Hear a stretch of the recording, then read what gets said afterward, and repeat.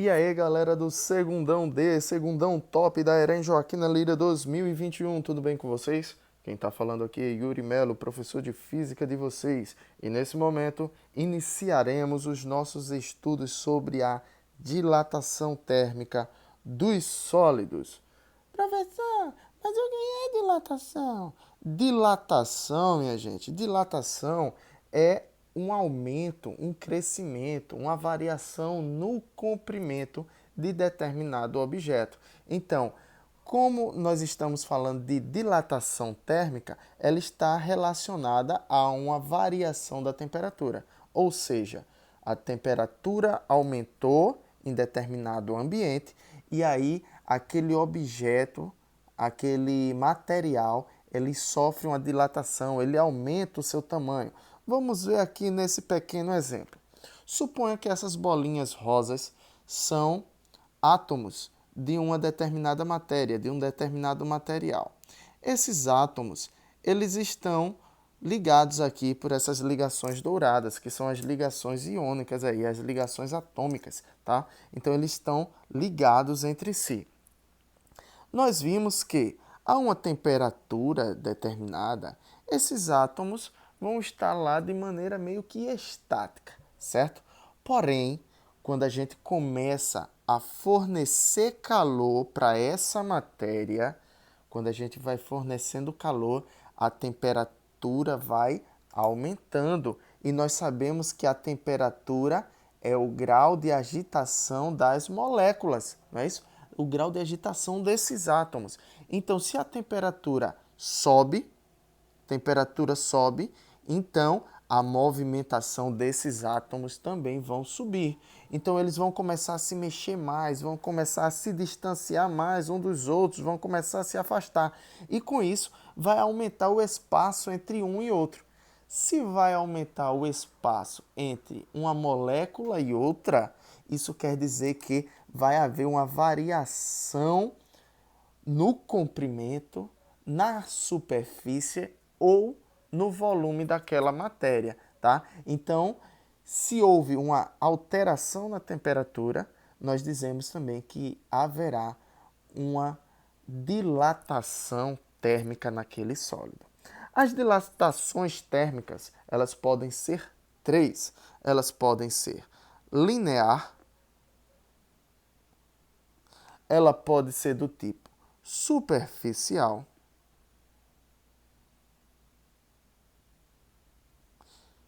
e ela pode ser do tipo volumétrica. Tá? Na dilatação linear, aquele material ele dilata apenas em uma dimensão, tá? Uma dimensão, ou seja, apenas no comprimento, tá? Então, se houve uma dilatação aí no metro, ou milímetro, ou centímetro, então é uma variação linear, certo?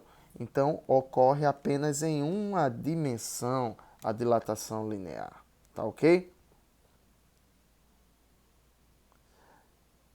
Se há uma dilatação em duas dimensões, vou chamar aqui de 2D, nós dizemos que houve uma dilatação superficial, ou seja, uma dilatação na área, certo? Isso aqui geralmente ocorre em discos metálicos, em chapas de metal, tá ok? Então, é uma dilatação em 2D.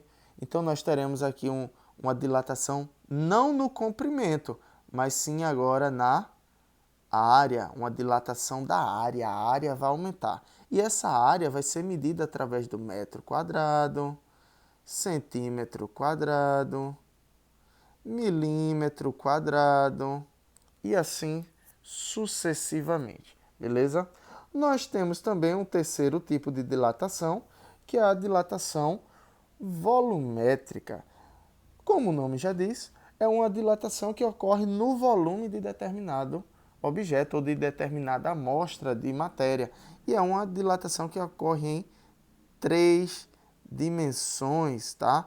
Então aqui é uma dilatação volumétrica, uma dilatação do volume, beleza? Então, nós teremos aqui as unidades medidas em metro cúbico, centímetro cúbico e milímetro cúbico. Hoje, nós vamos focar os nossos estudos apenas na dilatação linear, mas em breve estaremos estudando as dilatações superficiais e dilatação volumétrica. Vamos lá. A dilatação linear, como eu falei para vocês, ela é uma dilatação que ocorre em apenas uma dimensão, ou seja, ela é unidimensional.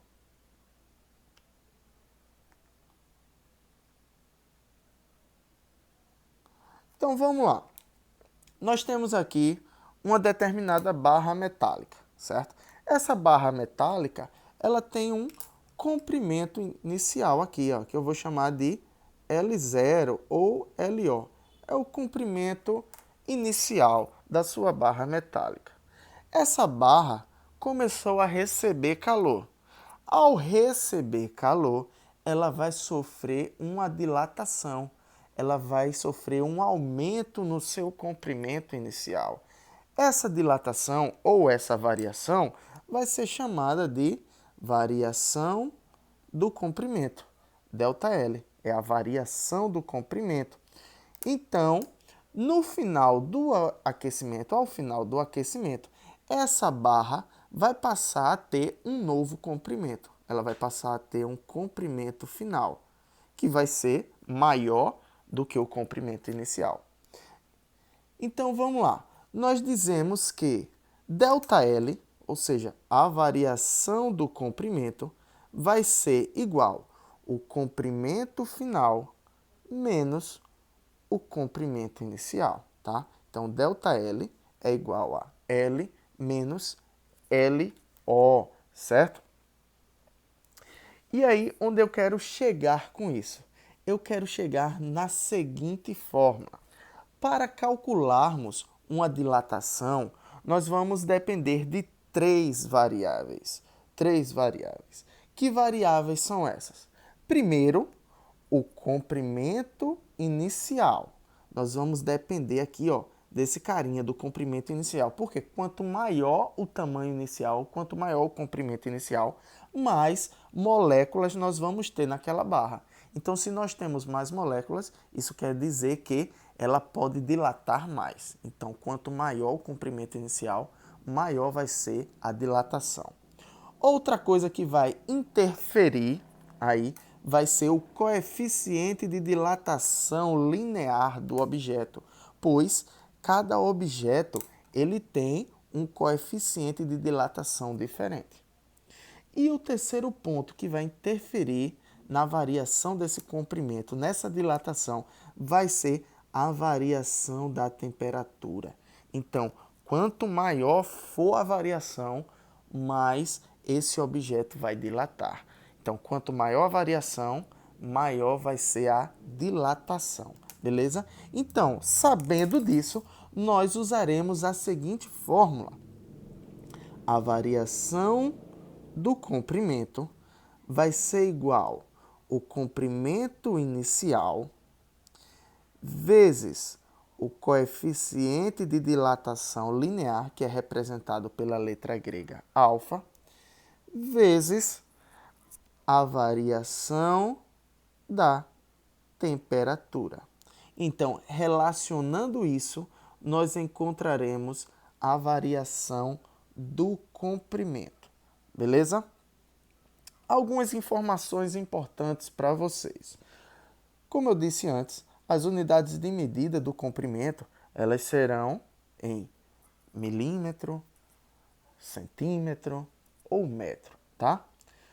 E qual a unidade de medida do coeficiente de dilatação linear? Sempre que um número vier escrito seguido dessa unidade de medida aqui, ó, graus Celsius elevado a -1. Então, saberemos que ele está tratando aí do coeficiente de dilatação linear. E a temperatura, nesse caso, também obrigatoriamente deverá estar em graus Celsius. Caso a questão traga a temperatura em graus Fahrenheit ou a temperatura em Kelvin, então nós precisaremos fazer a conversão para a escala Celsius, beleza? Vou mostrar para vocês aqui uma tabelinha. Essa tabelinha está no livro de vocês. Deixa eu tentar mostrar aqui. Deixa eu ver. Olha aqui a tabelinha. Nós temos aqui, ó, determinadas substâncias e os seus coeficientes de dilatação linear, tá? O alfa, certo? Nós temos aqui, ó, uma liga de aço e níquel, que tem 0,9 de coeficiente. Temos o vidro, 3,2. Temos um vidro comum, 8,5. Temos uma borracha dura, 84,2, né? Então, analisando essa tabela aqui, a gente pode ver de cara que o maior coeficiente de dilatação linear existente aqui nessa tabela é essa borracha dura, ou seja, determinada, se a gente pegar todas essas substâncias e colocarmos elas na mesma temperatura, elas sofrerem a mesma variação de temperatura, essa borracha dura aqui, ela vai dilatar muito mais do que os outros materiais. Logo em seguida nós temos quem? O chumbo, que também tem um valor de coeficiente alto, a prata. E o que eu quero dizer a vocês também é o seguinte, que quanto maior esse coeficiente de dilatação, maior vai ser a variação do comprimento, certo? Do corpo, beleza, gente? Vamos aí à resolução de um exemplo. Vamos ver como é que isso aí vai aparecer nas questões para a gente. Vamos ver aqui no livro de vocês. Diz o seguinte, ó. Uma ponte será construída sobre um rio, mas os engenheiros não decidiram qual material será utilizado. Ela terá 100 metros de comprimento, então isso aqui é o comprimento inicial da ponte, ela vai ter 100 metros, beleza? E a variação de temperatura na região onde será erguida pode ser de até 30 graus Celsius. Qual será a variação de comprimento da ponte caso seja escolhido U? Então, vamos escolher o material para fazer a ponte, tá? Então, nós temos uma alternativa aqui, que é o concreto, e outra alternativa, que é o aço. Aqui foi me dado o coeficiente de dilatação linear do concreto e o coeficiente de dilatação linear do aço. Então, ele quer saber qual vai ser a variação no comprimento, caso a ponte seja feita com concreto ou caso a ponte seja feita com aço. E aí a gente, para calcular, nós vamos usar a nossa queridinha, a nossa fórmula aqui. Então vamos calcular aqui, ó, a variação do comprimento do concreto. Vamos lá, calcular a variação do comprimento do concreto. Nós temos aí que a ponte tem um comprimento inicial igual a 100 metros, é isso? E nós vimos também que nessa região, a variação de temperatura, a variação máxima de temperatura que pode ocorrer é de 30 graus Celsius, né? Então, vamos calcular. Para a gente calcular a variação do concreto, a gente vai usar essa fórmula aqui, ó.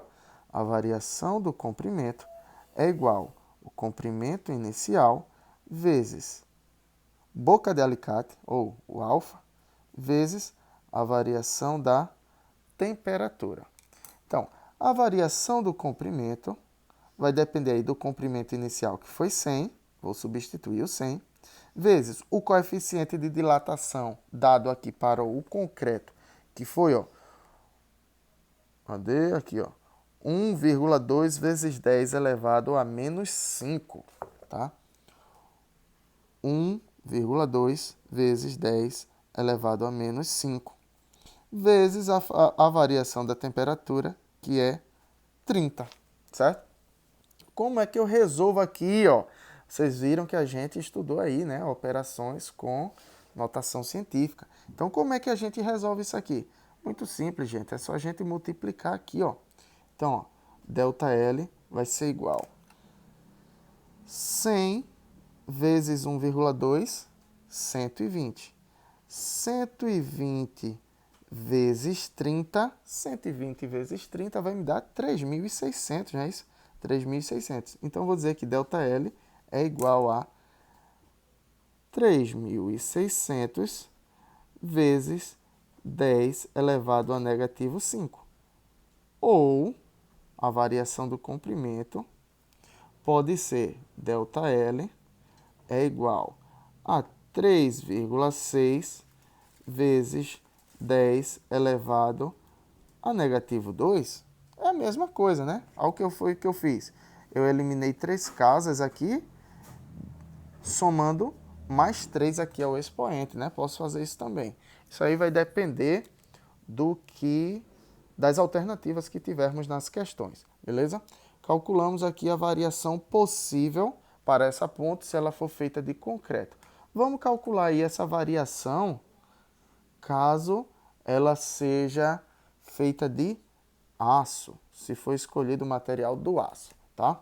Então vamos lá.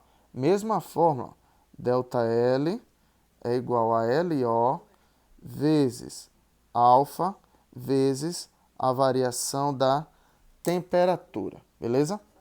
ΔL vai ser igual a LO, que é o comprimento inicial da ponte, foi de 100, vezes o coeficiente de dilatação do aço, que foi dado aqui na questão, ó, 1,1 vezes 10 elevado a negativo 5.